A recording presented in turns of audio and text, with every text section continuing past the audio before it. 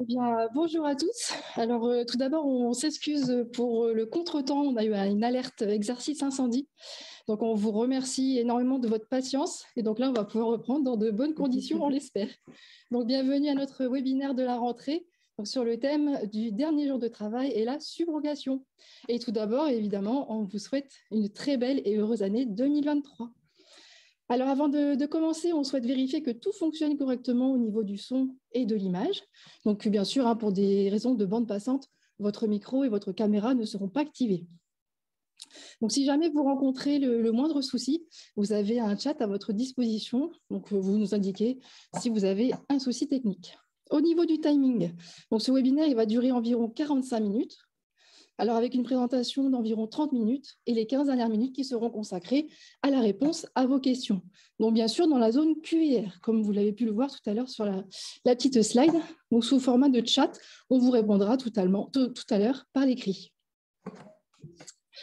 Donc, pour des raisons aussi de confidentialité, on vous demande d'écrire, bien sûr, vos questions d'ordre général et non par des cas particuliers.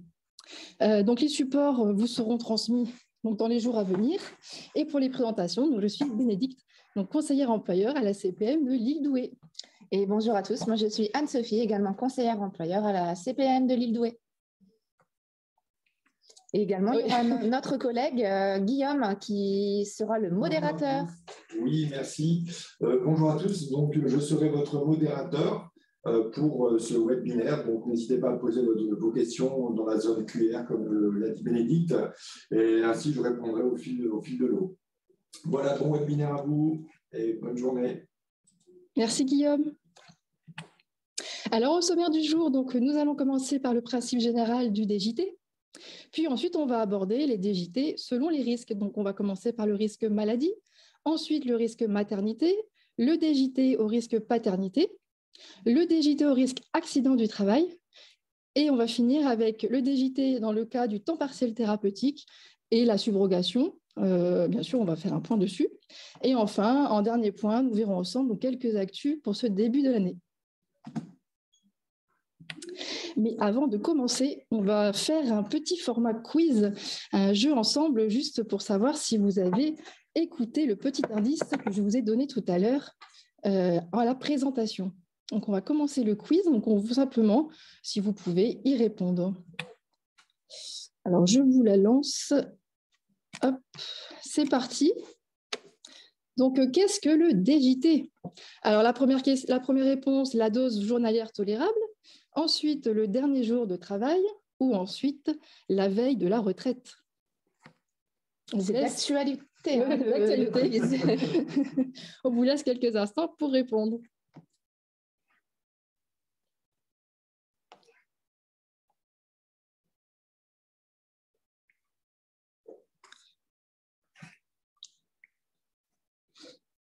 Il me semble que tout le monde a répondu. Oui. Il me semble que tout le monde a répondu.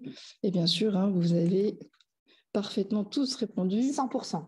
Puisque c'est 100% le dernier jour de travail. Un peu d'humour pour commencer. Je vous ai partagé juste pour que vous voyez.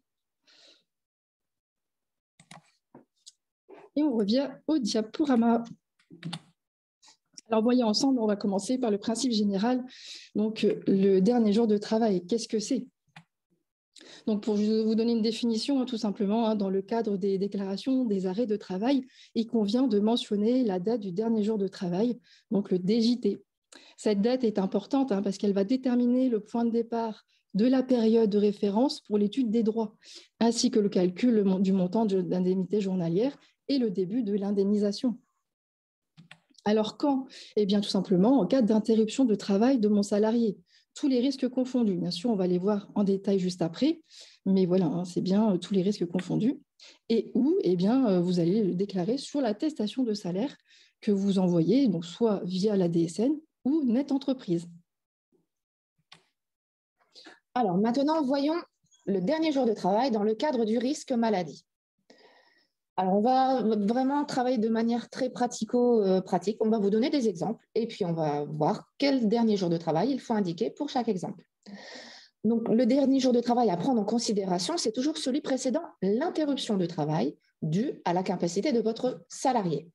Lorsqu'un salarié est en période d'activité et que la prescription de repos interrompt cette activité, le dernier jour de travail, c'est la veille de la prescription, quel que soit le jour, semaine ou week-end. Bien évidemment, il y aura quelques cas particuliers, on va les voir ensemble. Alors concrètement ici, voyons un exemple précis où le salarié travaille le jeudi 22 et il vous présente un arrêt à compter du vendredi 23. Eh bien, le dernier jour de travail, c'est bien le jeudi 22, c'est la veille. C'est l'exemple le plus simple, on va dire. Ici, on est sur l'arrêt de travail qui est en début de semaine. Votre salarié vous présente un arrêt de travail le lundi 26 et il ne travaille jamais le week-end. Il a un contrat où le samedi-dimanche, il ne travaille pas.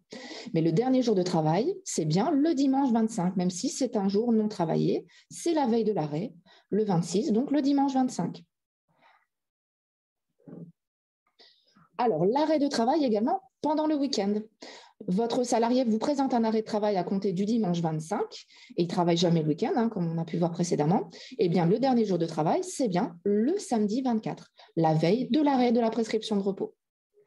C'est très important. On verra pourquoi. Quel impact a le dernier jour de travail, notamment, c'est important dans le calcul de l'IJ. Alors, également, l'arrêt de travail pendant les congés payés. Alors, il faut savoir que l'indemnité journalière peut se cumuler avec les congés payés. Mais attention, en fonction des accords de votre convention collective. Il faut bien vous rapporter au préalable à votre convention collective, ce qui est indiqué. Donc, les indemnités journalières, elles peuvent se substituer aux congés payés, qui sera alors d'autant déplacé dans le temps.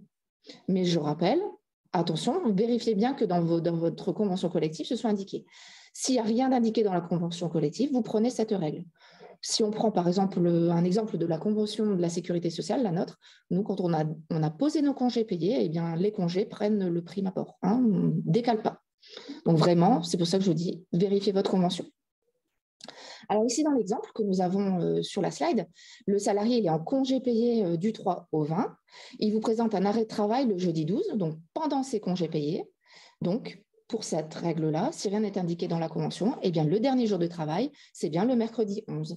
Donc, les congés payés s'arrêtent et seront décalés après dans le temps. Et le dernier jour de travail est donc bien le 11. Alors, votre salarié est arrêté un jour où il a travaillé. Donc là, on a un exemple également très précis. Votre salarié travaille le jeudi 22 matin, il vient travailler et il vous présente un arrêt à compter du même jour. C'est vrai, il est possible qu'il ait pu avoir un rendez-vous avec son médecin traitant le soir et donc le médecin date sa prescription de repos le jeudi 22, le jour où il l'a vu. Donc, le dernier jour de travail à indiquer sur votre attestation de salaire sera bien le jeudi 22. Il faut savoir que chaque jour travaillé est dû par l'employeur. Ça, c'est très important de mettre à jour le jour de la prescription de repos parce qu'il est venu travailler. Donc, faites bien attention. C'est vrai que si vous ne voyez pas votre salarié, que c'est dans des plannings, etc., où il faut que vous preniez contact avec le manager qui gère les plannings. Donc, renseignez-vous bien pour indiquer ce dernier jour de travail. Alors, passons maintenant au dernier jour de travail au risque maternité. Donc, bien sûr, la salariée peut cumuler au cours d'une seule interruption de travail des arrêts qui relèvent de plusieurs risques. Alors, il peut y avoir de la maladie, du congé pathologique, la maternité, évidemment, sans que le dernier jour de travail diffère. Alors, le dernier jour de travail à indiquer, bien sûr, c'est la veille de la première prescription. Donc, si on imagine que c'est de la maladie, ce sera bien à la veille de cette prescription d'arrêt. À chaque changement de risque, en tout cas, attention, vous devez établir une nouvelle attestation de salaire. C'est très important pour nous puisque déjà, chaque risque a sa méthode de calcul. Donc, c'est important d'avoir toutes les données et donc, à chaque nouvel arrêt de travail, nouveau risque, donc attestation de salaire. On va voir des exemples pour rentrer dans le détail. Vous compreniez mieux ce que je viens de vous raconter. Donc là, on a le congé maternité précédé d'un arrêt maladie. Donc un arrêt maladie du 15 mai au 25 mai. Puis un arrêt pour congé maternité à compter du 26 mai. Eh bien, le dernier jour de travail sera bien le 14 mai pour les deux risques, parce qu'il n'y a pas d'interruption, de reprise de travail entre les deux arrêts. Dans le deuxième exemple, le congé maternité précédé de plusieurs arrêts relevant de différents risques. Donc, nous aurons de la maladie, du congé pathologique, de la maladie et de la maternité. Alors avec des dates, nous avons un arrêt maladie débutant tout ça, donc au 15 mai, donc du 15 mai au 25 mai, puis un arrêt pathologique de grossesse du 26 mai au 8 juin, donc c'est bien 14 jours que le médecin a appliqué, puis un arrêt maladie du 9 juin au 22 juin, et enfin le congé maternité qui a compté du 23 juin. Et bien là, comme tout s'enchaîne, alors bien sûr des risques différents, mais il n'y a pas de reprise de travail entre chaque, le dernier jour de travail sera également le 14 mai pour les 4 arrêts. Mais bien sûr, comme on l'a vu à l'explication au-dessus, chaque arrêt comportera une attestation de votre part. Alors en DSN ou par notre entreprise, ça c'est selon votre choix. Alors comme on vient de le voir, c'est ça que je viens de vous dire, comme on vient de le voir, c'est bien des attestations de salaire à effectuer. Alors, je fais juste un petit rappel, n'hésitez pas à poser vos questions au fur et à mesure dans la zone QR, c'est très important pour que nous puissions avoir le temps de répondre tout à l'heure. Voilà, c'était pour le petit rappel avant d'enchaîner avec le dernier jour de travail au risque paternité.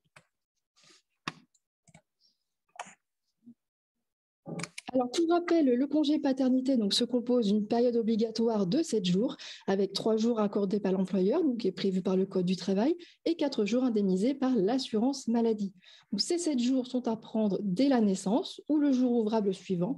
De plus, s'ensuit une période non obligatoire de 21 ou 28 jours qui peut être prise dans une seule fois, ou elle peut être aussi fractionnée en 2 périodes, dont la plus courte doit être au moins de 5 jours. En gros, la totalité du congé doit être pris dans les 6 mois suivant la naissance. Ça change par rapport au congé précédent. Donc, le dernier jour de travail à prendre en compte, c'est bien la veille du début du congé paternité indemnisé par la CPM, le congé de naissance étant pris en charge par l'employeur au même titre qu'un jour travaillé. Donc là, on vous donne un exemple. Le congé employeur va jusqu'au 17 mai. S'ensuit donc le début du congé paternité à compter du 18 mai. Eh bien, le dernier jour de travail sera bien le 17 mai, la veille du jour de l'indemnisation CPAM. Si c'est vraiment clair pour vous, on passe au point suivant. N'hésitez pas à poser des questions dans la zone QR. Guillaume est prêt et sur les starting blocks pour répondre à vos questions.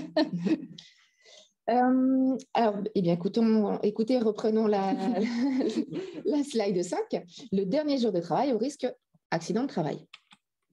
Alors, ici, on a un salarié qui vous fournit un certificat médical qui est daté du jour de l'accident. Il a eu son accident le 12 juin. Donc, le dernier jour de travail, c'est le jour de l'accident, le 12 juin. Et donc, le jour de l'accident est bien pris en charge par vous, employeur. Ensuite, ici, nous avons un arrêt qui est postérieur à l'accident de travail. Donc là, on a un accident de travail toujours le 12 juin. Le salarié travaille le 12 et le 13. Finalement, il se sent bien. Mais il va voir son médecin, il vous présente un certificat médical à compter du 14 juin. Suite à cet accident, il a des petits soucis, donc il est en arrêt. Donc le dernier jour de travail, c'est bien le 13 juin, même si l'accident a eu lieu le 12. Voilà. Il est possible que son état se dégrade suite à cet accident. Alors maintenant, le cas de l'accident de trajet. Votre salarié, il a eu un accident de trajet en allant donc travailler toujours le 12 juin. Le dernier jour de travail, c'est bien le jour de l'accident de trajet, soit le 12 juin. Relativement simple. N'hésitez pas si jamais vous avez des questions. Alors, le dernier jour de travail, dans le cas du temps partiel thérapeutique. Donc, vous pouvez être confronté à 2 situations. Donc, soit le temps partiel thérapeutique, il commence directement, donc d'emblée, sans arrêt à temps plein au préalable, ou alors il est précédé d'un arrêt à temps plein. Donc, dans les 2 cas, le dernier jour de travail à indiquer, c'est bien celui qui précède l'arrêt à temps plein. Donc, on a 2 situations qu'on vient d'expliquer, mais en fait, on a bien le dernier jour de travail qui est toujours celui du début du dossier. On va voir concrètement avec une des situations. Donc là, on donne en pratique un dernier jour de travail, un arrêt de travail de 7 jours avec 3 jours de carence. Bien sûr, on n'oublie pas les 3 jours de carence. Puis un temps partiel thérapeutique qui débute du 8 au 30. Et bien là, le dernier jour de travail, c'est bien la veille de l'arrêt à temps plein. Deuxième cas, donc votre salarié prend un temps partiel thérapeutique d'emblée, donc sans arrêt, un temps plein qui précède. Le dernier jour de travail, c'est bien celui de la veille du temps partiel thérapeutique. Donc idem, par contre, s'il y a des prolongations qui s'en suivent, ce sera toujours le même dernier jour de travail, il n'y a pas de reprise entre deux. Astuce, donc juste pour ce cas uniquement, nous faire parvenir une attestation, donc maladie dite standard, vous savez, avec les trois derniers mois de salaire, avec le même dernier jour de travail, où apparaîtront du coup toutes les données pour que nous, on puisse aussi avoir les informations sur les salaires. C'est surtout parce que les agents en ont besoin pour le calcul de l'indemnité journalière. C'est important. Voilà, c'est juste une petite astuce au cas où. Le dernier exemple qu'on va voir pour le temps partiel thérapeutique, donc nous avons un arrêt à temps plein du 7 septembre au 14 décembre, suivi d'un temps partiel thérapeutique du 15 décembre au 31 décembre, puis un nouvel arrêt de travail à compter du 1er janvier jusqu'au 10 janvier. Donc, si un arrêt à temps complet suit immédiatement une reprise à temps partiel thérapeutique, le dernier jour de travail il est égal à la veille de la prescription. Donc, soit pour cet exemple, le dernier jour de travail, on va indiquer le premier arrêt qui sera le 6 septembre. Et le dernier jour de travail pour le second arrêt, par contre, comme il y a bien un second arrêt à temps plein, eh bien, ce sera le 31 décembre. Voilà, l'exemple avec le petit schéma, c'est plus clair pour vous. Alors, juste pour votre information, donc vous aviez entendu parler de l'arrivée du temps partiel thérapeutique en DSN, sur vos logiciels. Donc là, vous avez dû voir également sur Net Entreprise l'information, donc ça a été reculé. Donc ça n'arrivera que courant 2023, on l'espère dans le premier trimestre, mais bon, on n'a pas encore l'information. On ne donne plus de date. On ne donne plus de date. En tout cas, voilà, Net Entreprise nous a confirmé que c'était reporté pour cette année. Merci de votre patience. Alors, écoutez, 7e partie, la subrogation. Petit rappel, parce que ça, là-dessus, on sait que voilà, vous êtes bien avertis, mais bon, on voit encore quelques petites erreurs. Donc, on fait un petit rappel sur la saisie de l'IBAN systématique sur Net Entreprise et le bon paramétrage en DSN. Donc, en ce qui concerne la subrogation, la saisie de l'IBAN, maintenant, à l'étape 6 de Net Entreprise, elle est dorénavant obligatoire et elle est systématique pour chaque nouvelle saisie. Si vous passez par votre système DSN, l'IBAN sera alors programmé et vous n'avez plus qu'à indiquer les dates maximales prévues par votre convention collective. On rappelle au niveau des dates de subrogation que vous indiquez, ne vous limitez pas aux dates d'arrêt. On prend toujours la date maximale prévue dans la convention collective en fonction de vos accords. Si rien n'est indiqué et que vous souhaitez bien subroger, vous privilégiez la durée de 3 ans plutôt que de régulièrement, et ça, c'est pas bon, à chaque fois faire des rectificatives. Parce que nous, nos agents IJ, voilà, le temps qu'ils fassent la modification, il y a un délai et ils risqueraient d'avoir avec ce délai des paiements qui ne soient pas corrects, soit payés à vous, à l'assuré.